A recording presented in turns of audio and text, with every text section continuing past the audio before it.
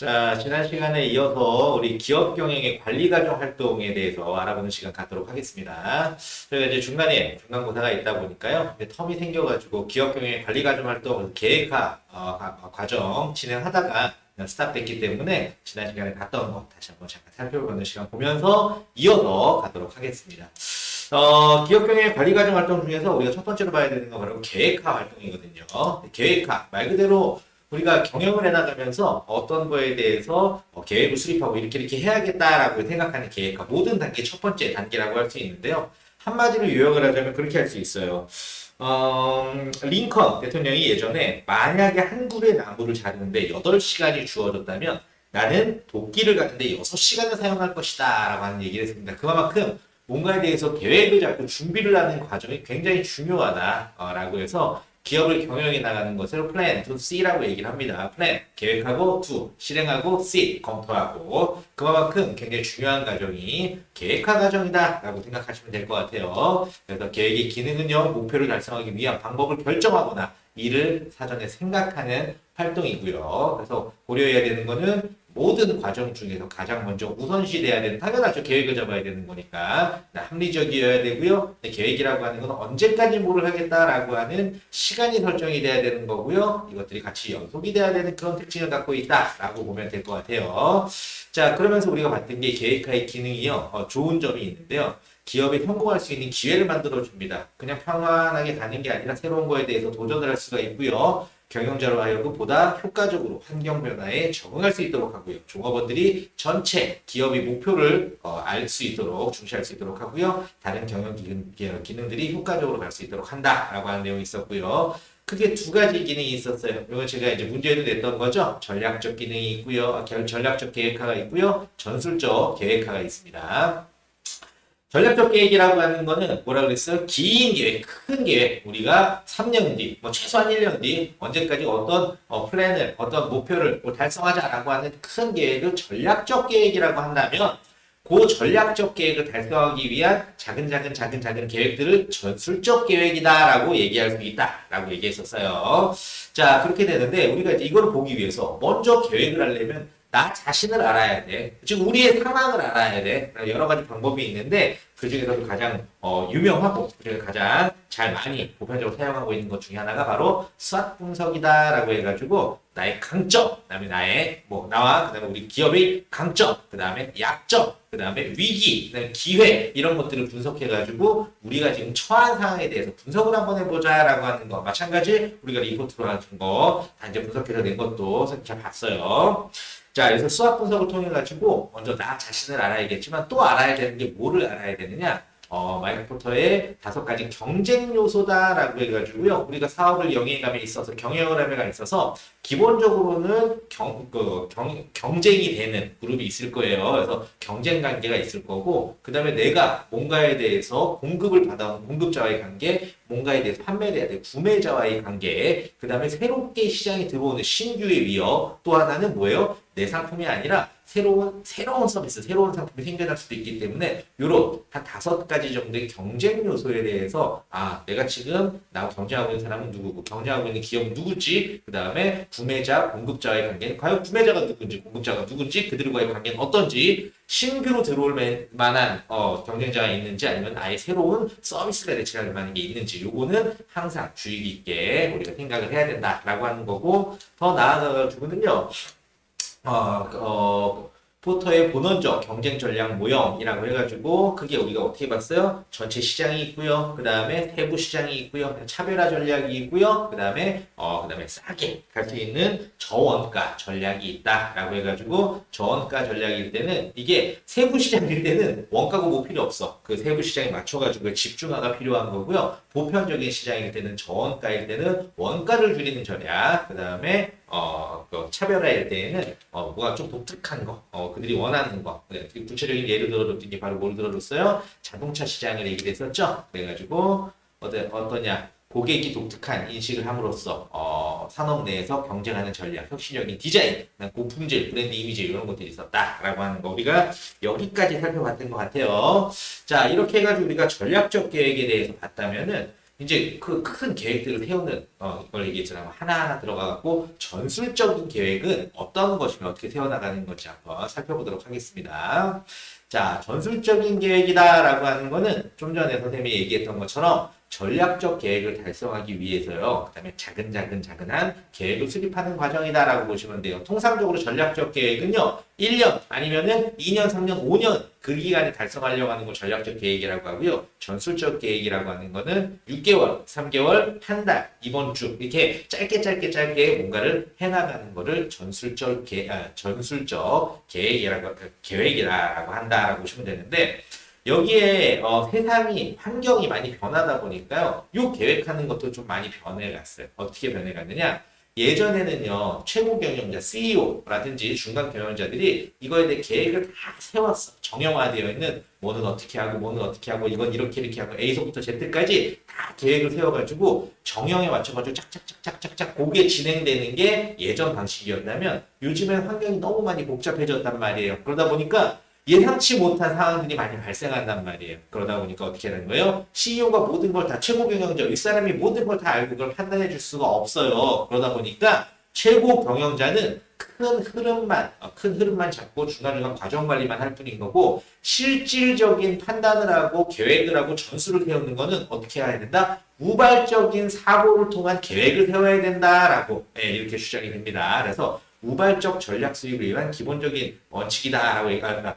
민치복의 우발적인 전략이다라고 해가지고요. 현장에서 일어나는 실시간 학습이 기업 성공의 원천으로서 현장 관리자나 실무자의 지속적인 학습에 의한 전략 수립이 필요하다. 좀 전에 얘기했던 것처럼 환경이 많이 달라지다 보니까 이제는 최고 경영자라든가 너무 중간 관리자들, 위에 있는 중간 관리자들이 모든 것을 결정한 다음에 진행되는 게 아니라 중간중간에 우발적인 사고들이 많이 발생하니까 그거를 현장 관리자라든가 아니면은 실무자들이 본인들이 고안을 하고 그거에 대해서 투입해 나가는 것이 바로 우발적인 전략, 우발적인 전술이다라고 볼 수 있는 거예요. 방법으로는 CEO는 학습 역량을 갖추고 현장에 밝은 실무자들에게 권한을 많이 이양해 줘야 돼요. 본인들이 많이 판단하시고 거기에 맞게 해주세요 라고 하는 거죠. 전략 경영이 과정 관리자 역할에 충실히 하는 것이다 라고 볼 수가 있습니다. 그래서 많이 트렌드가 달라졌다라고 보시면 될 것 같아요. 자, 우발적인 전략 수립을 위해서는요, 조직 내에는 5가지의 기본적인 원칙이 성립이 돼야 됩니다. 그 첫 번째는 뭐냐? 전략 수립을 자연스럽게 생기는 뜰의 잡초로 생각을 한다. 자연스럽게 우리가 이제 뜰이 있으면 거기는 잡초가 자연스럽게 생기는 거잖아요. 근데 이거를 막 의도적으로 뭐 이렇게 만들어 학습을 해서 이런 게 아니라 아주 자연스럽게 생기는 것들이다. 라고 그냥 다 생각하고 있어야 된다. 두 번째, 어느 조직이든지 학습 역량이 있다면 전략이 뿌리내릴 수 있다. 아무런 생각이 없으면 아무것도 안 되는 거예요. 하지만 학습 역량이 있다라고 하는 거는 일을 하고 있는 구성원들이 현장에서도요, 내가 이거에 대해서 하니까 더 잘 되네, 이렇게 하니까 더 좋네라고 하는 학습 역량이 있다면은 이거는 반드시 어때요? 우발적인 전략이 할 수 있는 그런 사업장이다라고 할 수 있겠고요. 조직 전체가 일상적으로 전략적 사고를 하는 습관이 생길 때 통합된다. 전부 다 아이디어를 갖고 있는 거죠, 조직 구성원들이. 자, 그리고 CEO는 전략에 의도적으로 관리, 개입하거나 의식하지 않는다. 아까 얘기했었죠? CEO는 뭐 하는 거예요? 과정 관리에만 집중을 하도록 한다. 라고 하게 되고요. 전략은 오랜 기간에 걸쳐 널리 펴지는 경향이 있습니다. 라고 해서 새로운 우발적인 전략이 생겨나잖아? 그러면은 그게 오랜 시간에 걸쳐가지고 많은 사람들한테 퍼져나가는 경향이 있고, 그거를 인식을 하고 이해를 하고 있어야 된다라고 보시면 될 것 같아요. 자, 그렇다면 우리가 계획을 세움에 있어가지고, 이 프로세스가 어떻게 되는지를 한번 살펴보도록 할게요. 계획 수립 과정이 8단계다라고 하는데요. 크게 환경을 예측하고, 그 다음에 조직 사명을 결정하고, 그 다음에 목표를 설정하고요. 그 다음에 자원 조건에 대해서 평가를 하고, 대안을 만들어가지고, 그 중에서 계획을 선택한 다음에 실행하고, 이거에 대해서 수정보고 평가를 한다라고 하는 겁니다. 하나씩 우리가 들어가서 보면요. 환경을 예측한다라고 하는 거는 변화하는 환경을 예측하고 대응 방안을 마련해야 한다라고 하는 겁니다. 기업을 영위해 나가고 있어요. 근데 뭔가의 계획을 한다라고 하는 건 뭔가 문제가 있기 때문에 그냥 원활하게 모든 게 다 순탄하게 진행이 되고 있어. 그냥 하던 대로만 가면 돼. 그러면 이거는 계획을 세울 필요가 없는 거죠. 그냥 그대로만 가면 되는 그게 계획일 텐데 계획을 세운다라고 하는 건 뭔가 환경이 바뀌었다는 거, 우리의 목표가 달라졌든가 아니면 주거 환경이 달라졌든가 상황이 달라진 거지. 그렇기 때문에 변화하는 환경에 대해서 우선 예측을 해야 되는 거고 이거에 대한 대응 방안. 이건 이런 문제가 생겼네. 앞으로 환경이 이렇게 될 것 같네. 그러면은 이렇게 한번 해봐야겠구나라고 하는데 요걸 해나가면서 첫 번째로 해야 되는 건 그냥 무작정 일을 하는 게 아니라 첫 번째는 근간 우리가 존재하는 이유에 대해서 설정을 해야 됩니다. 우리 처음에 배웠죠? 조직의 사명. 조직의 사명은 조직이 존재하는 이유입니다. 사명을 설정하고 그 사명에 따라 가지고 우리가 달성해야 되는 목표가 나오게 돼요. 그래서 목표, 이미 세워진 경영 사명에 의거하여 일정한 목표를 설정하는데 그냥 열심히 하자가 아니고요. 계량적인 측정이 가능해야 됩니다. 우리 6개월 내에 얼마만큼의 매출을 일으키자. 우리 얼마 안에 이만큼의 성과를 내자라고 하는 숫자로 나타낼 수 있는 계량적인 수치를 나타낼 수 있는 목표를 설정하고요. 근데 무턱대고 갈 수 있는 건 아니야. 우리가 가지고 있는 자원이라고 하는 건 시간적인 자원, 인력적인 자원, 재원적인 자원들이 있단 말이에요. 자신이 확보하고 있는, 운영할 수 있는 인력이라든지 재원이라든지 이런 것들을 평가를 한 다음에요. 그러고 난 다음에 이제 A안, B안, C안 이렇게 다 안을 만드는 거지. A안으로 할 수 있습니다. B란 안으로 이걸 극복할 수 있습니다. C란 안으로 해나가는 것도 있습니다. 라고 하는 거를 내놓게 되면 여기서 대안을 개발하는 거죠. 경영자가 이 중에서 고르는 거예요. 그렇다면 우리 분석을 해보니까 A는 이런 리스크가 있고 B는 적당할 것 같고 C는 좀 너무 약한 것 같아요. 우리 B를 한번 해보는 걸로 하자. 이렇게 대안을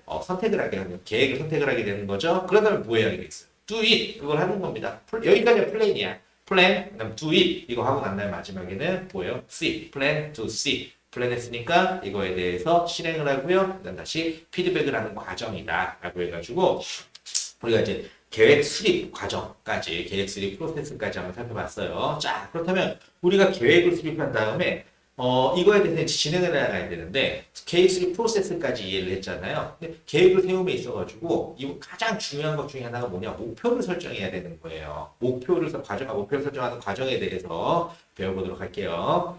회사의 목표는 어떻게 보면은 정해져 있죠. 어떤 이익을 낸다. 뭐 주주한테 그런 이익을 돌려준다. 하고 뭐 기업의 목표는 이익을 내는 거니까. 그렇다면 그거에 대해서 나머지 그 안에 있는 구성원들도 내 각자 해야 되는 역할들이 있다고. 총무팀이, 인사팀이, 영업팀이, 뭐 개발팀이 해야 되는 역할들이 있잖아요. 이런 것들을 설정하고 또한 그 부서끼리의 연계를 설정하는 거. 이런 것들을 뭐라고 부르느냐? MBO라고 얘기를 하게 됩니다. 목표 관리라고 하는데요. 조직 구성원의 목표를 설정하고 달성 정도를 평가하는 방법이에요. 당연히 기업이니까 이런 게 필요하겠죠. 승진도 해야 될 거고 특히나 요즘에는 뭐예요? 연봉제도라고 하는 것을 많이 활용하고 있단 말이에요. 자, 우리가 여기서 잠깐 사이드로 호봉제라고 하는 것과 연봉제라고 하는 거에 대한 차이를 한번 알아보도록 할게요. 전통적인 급여 방식은요, 호봉제라고 하는 거예요. 호봉제는 뭐냐? 우리나라에서는 지금 공무원 조직이 호봉제를 선택하고 있어요. 내가 처음에 입사를 했어요. 그러면은 뭐 9급 공무원이야. 9급이면서 그다음에 행정직이면서 1호봉이 들어가게 되면은 1년이 지나면은 2호봉이 되는 거지. 그다음 3호봉, 4호봉 그러면서 급여가 조금씩 5에 의해서 올라가는 거예요. 내 근속 연수에 의해 가지고 올라가는 것이 바로 호봉제입니다. 그러다 내가 승진을 하게 되잖아요. 그러면은 9급에서 8급 공무원으로 승진하게 되면 8급 공무원 표는 따로 있어. 호봉은 거기에 따라가게 됩니다. 8급이 됐는데 내가 5호봉이었어. 그럼 8급 5호봉이 되는 거지. 그런 다음에 거기서 또 1년이 지나면 6호봉, 7호봉, 8호봉 가다가 내가 7급이 됐어. 그러면은 7급 어때요? 뭐 8호봉 이런 식으로 가가지고 호봉제라고 하는 거에 대한 간단한 거는 1년 지남에 따라 가지고 급여가 맞춰서 올라간다. 그럼 동기들은 승진을 같이 했다라고 하면 급여는 다 똑같겠지. 네, 그렇게 보면 되는 게 바로 호봉제다라고 보시면 될 테고요. 그렇다면 연봉제는 뭐냐면요. 각각 직급이 있는 거야. 회사라고 한번 따져볼게요. 사원이 있고요. 그 다음에 대리가 있고요. 그 다음에 과장이 있고 차장이 있고 부장이 있다라고 할게요. 통상적인 회사들이 대리까지는 그냥 호봉제 형식으로 진행을 해요. 근데 과장서부터는 우리 회사는 연봉제를 선택한다. 이 말은 무슨 말이냐면 A라는 사람이 있고 B라는 사람이 있어요. A, B는 등골이 가라는 사람이 있고 나라는 사람이 있는 걸로 가야겠다. 가라는 사람이 있고요. 나라는 사람이 있어요. 근데 가가 선배야. 그래가지고 이 가 과장이요. 가 과장이 먼저 과장을 달았어요. 근데 이 나 대리가 쭉 일을 하다가 3년 뒤에 나 대리도 뭐가 됐어요? 나 과장이 됐단 말이야. 근데 호봉제라 그러면은 당연히 가 과장이 월급을 더 많이 받아야 되는 건데 연봉제는 어떻게 하는 거냐? 1년 동안 이들이 일한 거를 쭉 보면 같은 분에 있잖아. 같은 과장이잖아요. 그거는 쭉 일을 하고 난 다음에 끝나고 난 다음에 연봉을 책정을 하는 거예요. 그래가지고 S, A, B, C 이런 식으로 설정을 합니다. 그래서 A, B, C만 있다고 생각을 해볼게요. A, B, C가 있으면은 기준이 과장들에 대한 급여는 B가 기준이야. 그런데 A는 잘 받았으니까 더 많이 받게 되는 거고요. 그 다음에 C는 그거보다 적게 받는 거예요. 회사 입장으로 봤을 때 지출은 똑같지. 왜? 과장 수만큼 A 한 명이고 B 한 명이고 C 한 명이다 라고 하게 되면은 B는 원래 과장이 받는 것만큼 받는 거고 그 다음에 C가 덜 받는 것만큼 A가 더 받게 되는 거죠. 좀 복잡하게 설명한 것 같은데 다시 설명해 볼게요. 세 명의 과장이 있으면은 A 한 명, B 한 명, C 한 명을 줄 수가 있어요. 그럼 B는 원래 과장 월급만큼 받는 거고 A는 C가 못 받는 것만큼 더 받게 되는 거고 C는 어떻게 하는 거예요? A가 받는 것만큼 덜 받게 되는 거지. 1년을 평가해가지고 나래비를 세워가지고 A는 더 많이 받고 B는 중간만큼 받고 C는 조금 받았어요. 그럼 이건 언제 다시 리셋되는 거예요? 1년 동안 일하고 난 다음에 그걸 평가해갖고 다음에 다시 A, B, C 결정하게 되는 거예요. 요게 연봉제예요. 그러다 보니까 서열에 따라 가지고 내가 선배니까 난 당연히 A 이게 아니에요. 같은 그룹 내에서 같은 동급의 그룹 내에서 평가를 받아가지고 본인의 급여가 책정되는 걸 바로 뭐라고 그러냐 연봉제다. 어떻게 보면 약간 무섭죠. 우리나라 전통적인 방식은 어땠었어요? 예, 당연히 호봉제로 쭉 많이 오다가 최근에는 성과 위주로 바뀌게 되면서 많은 기업들이 연봉제를 선택하고 있고요. 그러다 보니까 지금 공무원 조직에서도 어때요? 연봉이라고 하는 거, 성과급이라고 하는 거 반영해서 진행을 하고 있는 부분이 있다. 왜? 그만큼 효율적일 수 있으니까. 그렇다면 이거에 대해서 결정을 함에 있어서 A, B, C 과장에 대해서 평가를 해야 되는데 뭐라고 하는 거야? 얘는 이쁘니까 얘는 뭐 나하고 아는 사이니까 얘 잘 주면 이거 안 되는 거잖아요. 그렇기 때문에 뭐를 해야 돼? 평가를 해야 돼요. 그 평가를 하기 위한 기준을 만드는 게 바로 뭐다? MBO를 설정하는 거다. 목표를 설정하는 거예요. 그러다 보니까 이 목표라고 하는 게 그냥 뭉뚱그려서 되어 있으면 안 되는 거예요. 그래서 굉장히 구체적이어야 되고요. 그 다음에 시간도 설정이 돼 있어요. 언제까지 하게 되는 거. 그리고 도전적이어야 되고요. 측량이 가능한 것이어야지 구체적인 거지. 내가 예를 들어 C를 받았어. 근데 나 저보다 훨씬 더 일 잘했거든? 했을 때 굉장히 구체적인 증거가 있어야지 납득하고 또 더 열심히 해서 내가 이걸 해야 되는구나 라고 하는 동기부여가 가능하겠죠. 자, 그렇게 하다 보니까 기본적으로 목표를 부여하고 목표를 설정하는 순서가 어떻게 되느냐.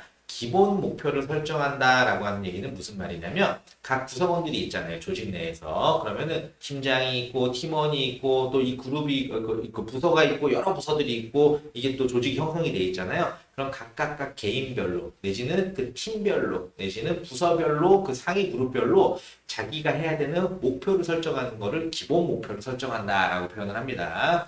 그랬지. 내 걸 설정하고 그다음 팀장과 팀원과의 목표, 팀장과 팀장 각자의 목표를 설정하고 그렇게 함으로써 회사 전체의 목표가 설정되는 것을 기본 목표를 설정하는 거고요. 두 번째는 연계 목표를 설정하는 거야. 이건 무슨 말이냐면 회사라고 하는 건 유기적이어가지고요. 나 혼자만 잘한다고 되는 게 아니잖아요. 나하고 내 옆에 있는 부서하고 내 옆에 있는 부서들하고 서로 유기적으로 뭐 총무부, 인사부, 영업부, 그 연구부서 뭐 이런 데가 다 유기적으로 잘 돼야 되잖아요. 하기 때문에 내 목표만 설정되어 있는 게 아니라 유관기관, 유관 부서와의 연계 목표까지도 같이 설정을 하는 단계. 이게 두 번째 단계다라고 보시면 될 테고요. 그런 다음에 세 번째 뭘 해야겠어? 행동을 해야죠. 그래서 내가 일을 해서 내 목표도 달성하지만 연계 목표도 달성할 수 있을 만큼 열심히 일을 하게 되고요. 마지막으로는 뭐를 해야겠어요? 결과에 대해서 피드백을 해줘야겠죠. 결과 피드백하는 거. 그래서 기본적으로 목표 관리 실행 과정에서는 기본 목표를 설정하고 내 거, 그 다음에 우리 팀 거, 우리 부서 거 해서 이렇게 기본 목표를 설정하고 그 다음에 옆에 있는 동료와 그 다음에 옆에 있는 부서와 연계 목표를 설정하고 세 번째 do it 그거에 대해서 실행을 하고요. 마지막 네 번째는 검토하고 평가를 받는 이런 순서대로 진행이 된다라고 보시면 될 것 같아요. 자, 이렇게 해나감에 있어서 우리가 이번에는 살펴볼 거는 뭐를 하느냐? 의사결정이라고 하는 거에 대해서 한번 살펴보도록 할게요. 의사결정이다. 바로 의사결정은 뭐냐면요. 우리가 항상, 데일리, 항상 하고 있는 겁니다. 점심 뭐 먹지? 이게 의사결정이에요. 오늘 어디 가지? 누구 만나지? 무슨 옷을 입지? 이게 의사결정이라고요. 개인으로 봤을 때. 의사를 결정한다. 내가 생각하고 있는 거에 대해서 이렇게 결정하는 것을 의사결정이라고 하는데 요것과 관련해가지고, 기본적으로 회사, 부서에 가면은요, 각각 의사를 결정하는 정도가 좀 다릅니다. 본인의 위치에 따라가지고요. 가능한 행동안을 선택하는 행위라고 할 수 있는데요. CEO, 최고 경영자, 높으신 분께서는 뭐를 결정합니까? 전략적인 의사결정을 해요. 어떤 계획이었어요? 긴 계획이었어요? 짧은 계획이었어요? 긴 계획에 대해서 의사결정을 하는 게 바로 CEO, 최고 경영자가 하는 거고요. 중간 경영자가 하게 되는 거는요, 그 다음에 운영적인 의사결정을 하게 됩니다. 운영적인 의사결정. 큰 계획, 목표를 설정했으면 그거에 대해서 어떻게 달성해 나가겠다. 어떻게 보면 전술적인 의사결정이라고 할 수 있겠죠. 같은 개념이지만 일선의 경영자, 실무자는 어때요? 일상적인 의사결정을 하게 되는 것이다. 라고 해서 그 과정이 어떻게 되느냐? 뭔가에 대해서 의사결정을 해야 되는데 그냥 일하는 거대로만 일하면 척척척척 물건이 나오는 거면 의사결정할 게 없지. 내가 하는 게 정해져 있으니까. 의사결정을 한다라고 하는 거는 바로 어떤 문제가 생겼다는 거예요. 그렇다면 문제를 발견하고요. 두 번째는 이런 문제가 생겼네. A라는 방법, B라는 방법, C라는 방법이 있겠어. 왜? 대안에 대해서 스스로가 개발을 하지 머릿속으로 할 수도 있고 쓸 수도 있고 보고서를 쓸 수도 있겠고요. 그런 다음에 이거에 대해서 A는 이런 장단점이 있고 B는 했을 때는 이런 리스크가 있고 C는 이런 장단점이 있어 라고 한 다음에 A, B, C 중에서 선택하는 것을 바로 의사결정이다. 네, 의사결정을 하는 요 행동을 하기 위한 프로세스가 어떻게 되느냐? 문제를 발견하고 그런 다음에 이거에 대해서 A, B, C 대안을 만들고요. 네, 이 대안을 분석한 다음에 그 중에 가장 적합한 것을 선택하는 것. 요게 바로 의사결정이다라고 보시면 될 것 같아요. 자, 여기서 굉장히 중요한 게 나옵니다. 자, 문제 설정 방법. 자, 그 투투 매트릭스를 활용하게 되는 건데요. 2x2. 이거는 가장 보편적으로 많이 알려져 있는 게 성공한 사람들의 7가지 습관이다라고 세븐헤비츠라고 하는 책이 있거든요. 근데 그 책에서 보면은 성공하는 사람들은 이걸 먼저 생각해 라고 얘기를 하는 그런 부분이에요. 그거하고 일맥상통하는 거니까 설명을 한번 해볼게요. 자, 크게 4개의 영역으로 우리가 구분을 했습니다. 중요성 부분으로 봤을 때 중요성이 여기는 높은 거고요. 여기는 낮은 거예요. 자, 두 번째 긴급성으로 봤을 때 여기는 긴급하지 않은 거고 여기는 굉장히 긴급한 거야. 자, 요거를 어떻게 할 거예요? 영역으로 나눴을 때 1영역, 2영역, 3영역, 4영역으로 나눴을 때 1영역이라고 하는 건 뭐예요? 굉장히 중요하면서도 긴급한 거지. 긴급한 거지.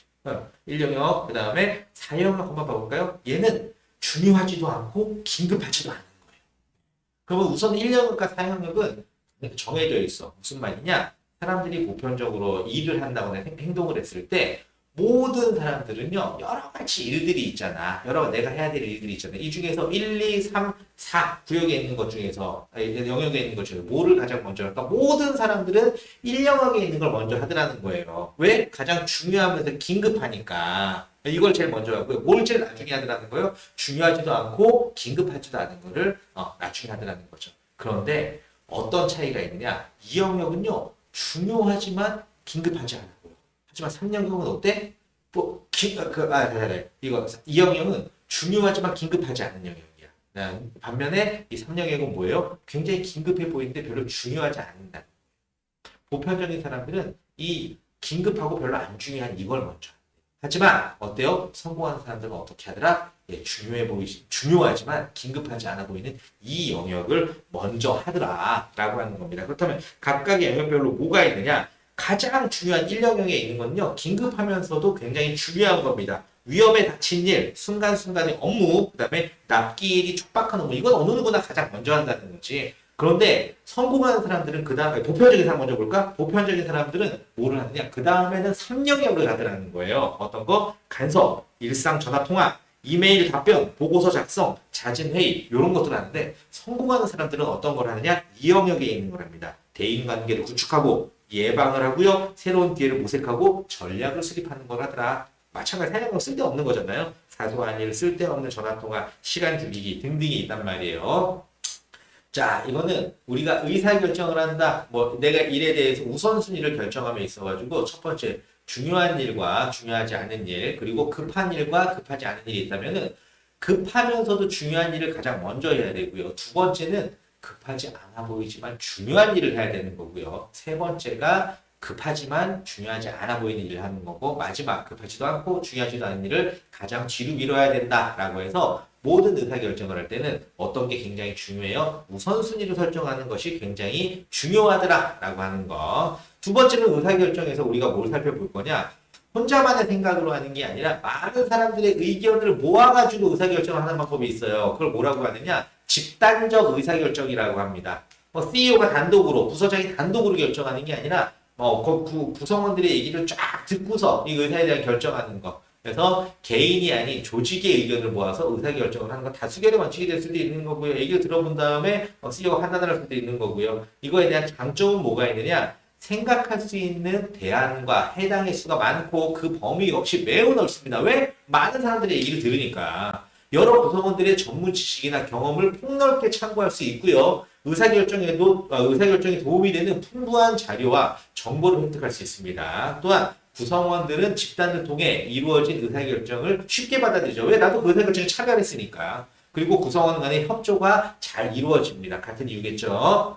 구성원들 간의 의사소통이 필요함이 감소하죠. 왜? 의사결정할 때 벌써 이미 커뮤니케이션이 되어 있기 때문입니다. 반면에 단점이 있어요. 단점. 어떤 단점이 있느냐? 구성원 각자가 자신의 의견을 고집하는 경우가 생깁니다. 받아들여야 되는데 계속 내 의견을 고집하는 거죠. 신속한 처리를 위해 의견 수렴 과정을 생략하거나 소홀하는 경우들이 발생을 하고요. 실제 몇몇 사람들이 장악을 해버리는 경우가 생깁니다. 아무런 의미가 없어지는 거죠. 매우 중요한 자료나 정보를 제공하는 것을 꺼리는 경우가 발생을 하죠. 나만이 갖고 있는 건데 의사결정을 해서 이걸 내가 내놔야 돼. 근데 이건 내 밥줄이야. 굉장히 중요한 거 그러면 안 내놓을 수도 있다는 거죠. 이런 리스크들도 분명히 존재한다라고 보시면 될 것 같아요. 자, 여기까지 우리가 이제 계획화 활동과 관련해서 한번 봤습니다. 계획 활동은 어떤 거예요? 모든 과정 중에서 가장 먼저 이루어진다, 가장 중요하다라고도 얘기할 수 있는 거고요. 그래서 먼저 나 자신에 대해서 분석을 하고요, 주변 상황에 대해서 분석을 하고요. 그런 다음에 우리가 계획을 하는 순서에 대해서도 배워보고, 그런 다음에 요거에 대해서 의사결정을 하는 방법들에 대해서도 한번 얘기를 한번 나눠봤습니다. 그렇게 하고 다음 시간에는 우리가 이제 조직화 활동과 관련된 부분 살펴보도록 할게요. 수고하셨습니다.